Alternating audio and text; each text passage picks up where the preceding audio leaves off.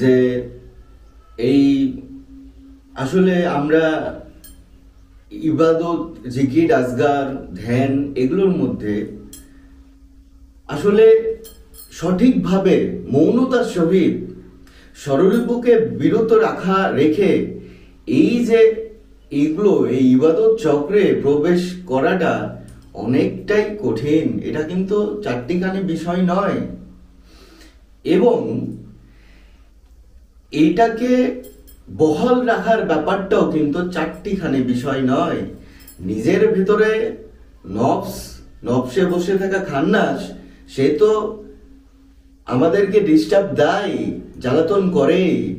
তার সাথে সাথে পরিবেশ, পরিবার, সমাজের মানুষও আমাদেরকে কি নির্যাতন করে।